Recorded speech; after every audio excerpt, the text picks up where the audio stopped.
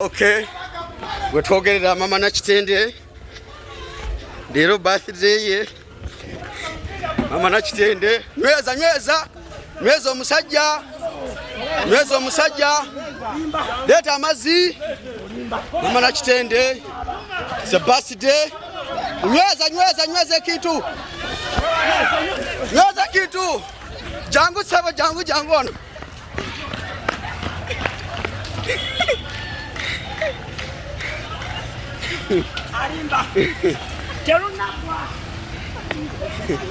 Maama Nakitende uno Bamuyilidde Amazzi Natalia sebo leero birthday yo sebo gendo naabire ddala blaza jangu naabe lumu tujja kuwa engoye weeziri engoye bazireese engoye weeziri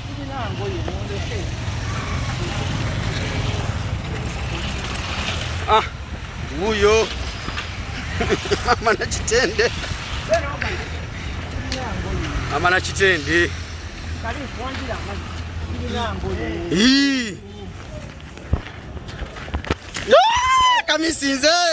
kamisinze kano kalabe tekamanyi kuyira amazzi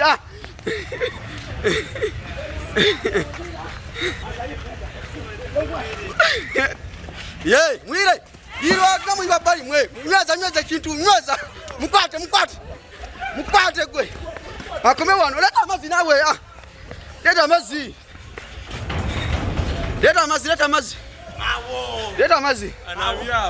amazzi amalala ko tegamala kocha kunaza banaziza munzi nyweza yuwa yepe n'amazzi genda wali kati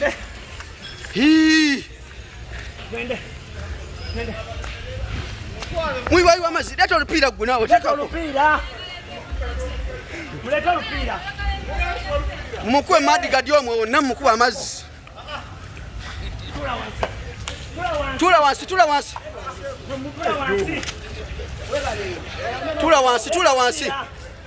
wansi Teola tula wansi tulako wansi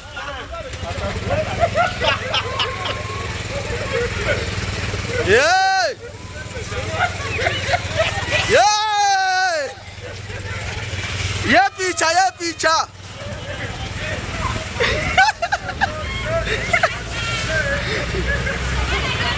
yes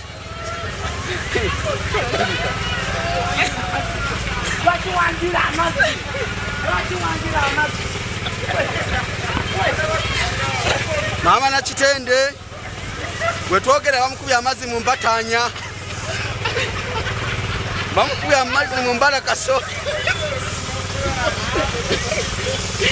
your man all season oli wa mutawaana nnyo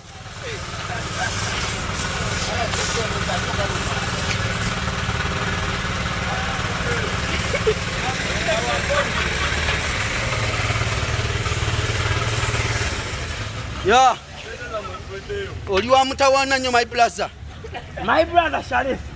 You are the man of all season. You are man all season. Yes. Maama Nakitende. Yeah. Thank you. Thank you. I don't know what bro inayagala niko. Bino mweyogeza asema birthday yange ya leero ndozo owulira mbuuza Natalia jangu tugende mu kwepicha gwe kyekiriwo leero birthday yo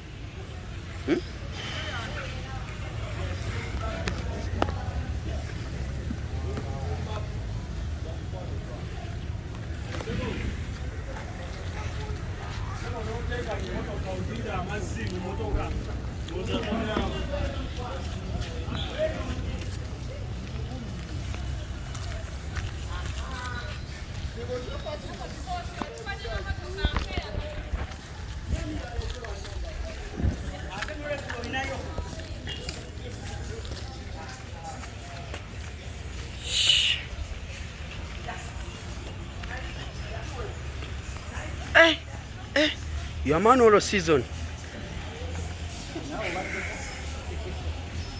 Go ahead.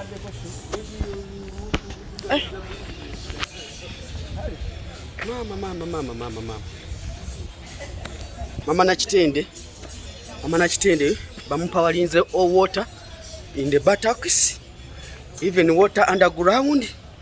Bamuyilidde amazzi wonna wetwogerera. Ayu atambula noonya wakudda talabawo. Anoonya wakudda talabawo. Nga we mulengera wansi awo. Alina wayingidde Maama Nakitende. Wuuyo atambula. Bambi musajja wattu. Bambi.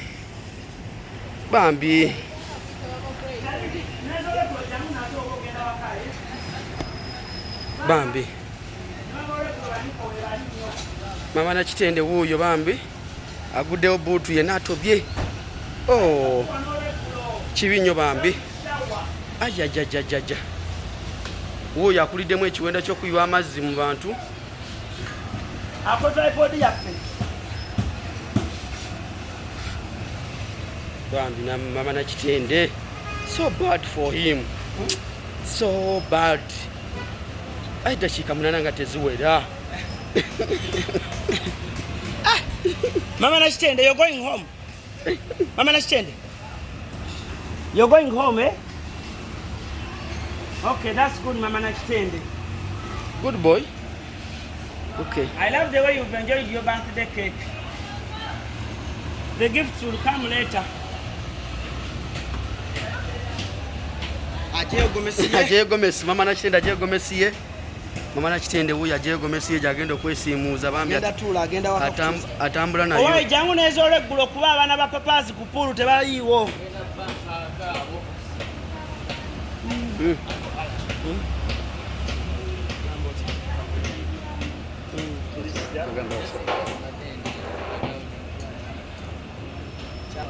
Maama Nakitende ye tumumaze, tumumaliriza, talina kiddako.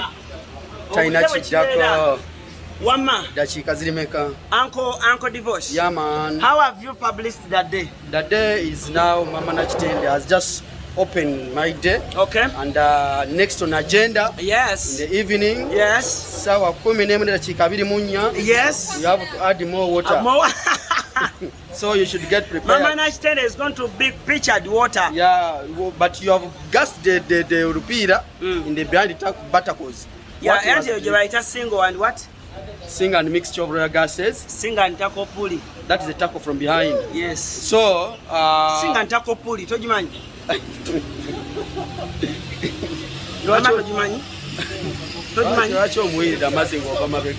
Types of pulleys. That is the type, one of a pulley. A single pulley, double single pulley, single and taco pulley. That is the mixture of pulleys. Yes. Okay. Okay, that is what? Physics, yeah? Physics. By the way, you are a good student of physics. Yeah. When the pendulum ball. Pendulum. Pendulum ball. Pendulum ball. Pendulum. Babajita batya? Ndio. Ayogera lumu.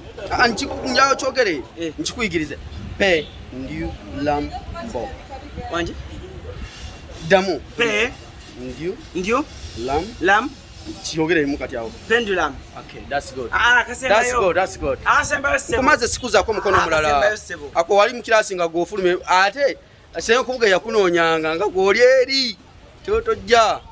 Onemeddeko. Naye batya ba physics ne math ki ekyabaletanga mu class after lunch. Sawa 8 ng'ojja ate kati mu mwalimu bino biyiziye omusomesa aba afuluma. Master kano tewakatusalidde akanamba ndowooza kati mwe mukulya NSSF mu Uganda. Abajjukizanga basomesa akanamba kano tofuluma teacher ndowooza mwe bamuyuka ba president. Kale byebyo. This is Sharon. How are you? Say hi to my people. Say hi. This is Shamron. Hi. My beautiful. Hi. With a dimple. So go take a dimple on your body. Beautiful. Soon we are going to invite you for our for our wedding soon. Who's waiting? Me and you. Wanji?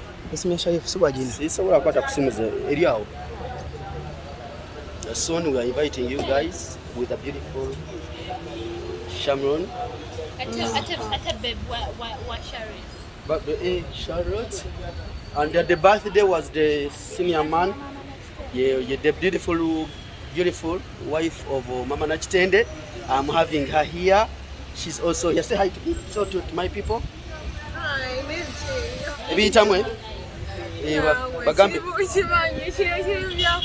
Bagamba, hi. Hi. You say I'm Charlotte. I'm Charlotte. You love him so much. You say it. Chogiri. Kupegenda tonya. Oh, of course, can you tell me? You say you love him so much. I do love him. Yeah, by the way, that is Maama Nakitende's one and only beautiful Charlotte. She has a smile. She has everything. The teeth, they are nice. They are white. Then here, this one is very single, by the way. No one is looking for her. Yes. Oh, one chick. What like say? Sorry. Then we have the white Indian coolie. So she's the white Indian coolie. Around. Do you like me or you love me? I do both. Oh wow. Oh, wow. I do both. You do both? Okay. She's the one. She's called Sham with a dimple. Okay. She's a white Indian coolie. Who? This one. Sure. So, dakika nozoze 12 we need to start. Say bye. Bye, bro. You take it. See ya. Yeah, man. See you. Schengen, coming soon. GIC Services LLC ye company yokka esinzira mu Dubai gy'olina okwesiga singa oba weetaaza okutambula okulambula oba okutegeka akabaga ekivvulu mu ggwanga lya Dubai oteekateeka kugendako Dubai oba kusuubulirayo GICC Services LLC bakuyambako okugoberako ku visa air ticket okubuukingira hotel bakulambuza ekibuga n'okutegekera akabaga oba embagayo n'obwoba oyagala kugenda mawanga nga America, UK n'amawanga amalala bakuyambako okugobera ku bipapula byo ne visa okumanya ebisingawo kuba ku plus 97299